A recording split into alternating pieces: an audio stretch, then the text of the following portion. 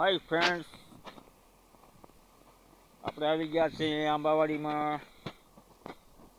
પેલા વિડીયો બનાવ્યો હતો ત્યારે નાની નાની કેરી હતી, હવે કેરી મોટી થઈ ગઈ છે. જોઈ લો.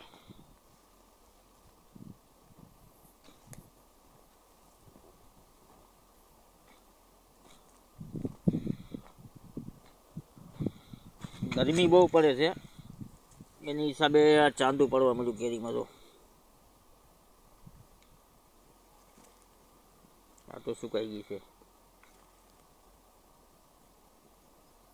તડકો ફૂલ છે. ટેમ્પરેચર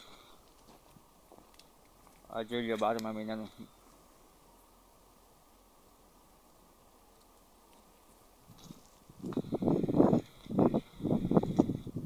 કેરીનું આવરણ ઓછું છે આ વખતે, એટલે જેને જોતી હોય વહેલા હાર ઓર્ડર આપી દેજો. ચોથા મહિનાના એન્ડમાં, 5મા મહિનાની શરૂઆતમાં. જો એટલું બધું છે નહીં કેરીઓ, પારી પારી દેખાય છે. જો આમાં એક જ હોય ને આ બધી ખાલી છે.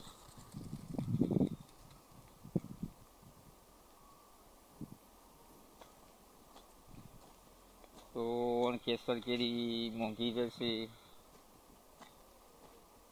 આવરણ ઓછાના હિસાબે.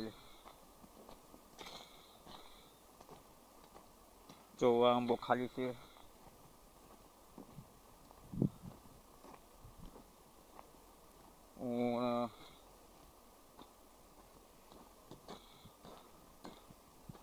તડકો પણ વધુ પડે છે એટલે ચાંદુ થઈ જાય કેરીમાં. તો બધું આગળ પાછળ છે. એવડું એવડું છે, એવડું એવડું છે, આવડું પણ છે, આવડું પણ છે, આવડું પણ છે. ગઈ સાલ કરતાં એ આવરણ ઓછું છે.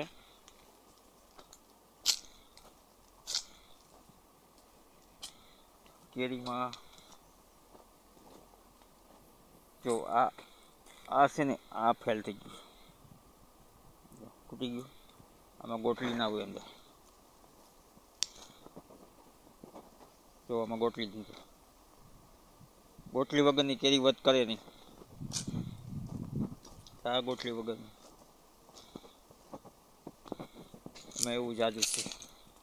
પછી જો તો આમાં આણી હોય ને એટલે ગોટલી હોય, એ સાચી કેરી. અહીં અણી ના હોય ને એટલે ખોટી, એમાં ગોટલી ના હોય. ગોટલીની હિસાબે જ કેરી વધે, મોટી થાય છે, બાકી તો ખરી જાય છે. જોઈ લો તો કેરી ગોતવી પડશે.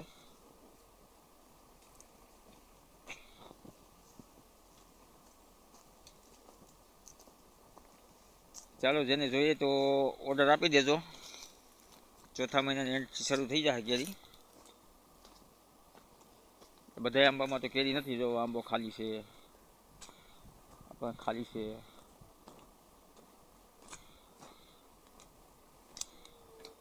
તો આમાં દેખાય છે થોડી થોડી. આંબા પ્રમાણે કેરી નથી. તો આમાં પણ દેખાય છે થોડી થોડી પારવી પારવી.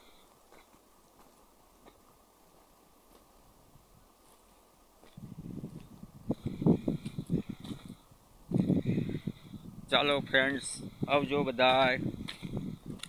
ક્યાંથી જોવો છો કોમેન્ટ કરજો, ગામનું નામ બતાવજો.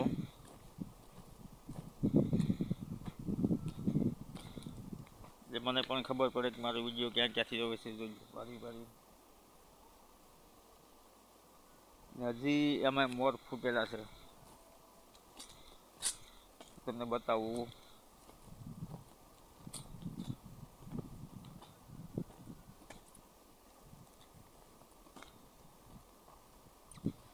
નવો મોર આવેલો, તો હજી પણ મોર આવેલો. ફ્લાવરિંગ થઈ ગયું,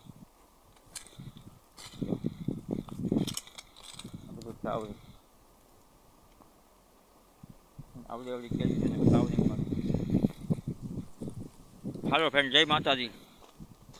કોમેન્ટ કરીને જણાવજો ક્યાંથી છો તમે.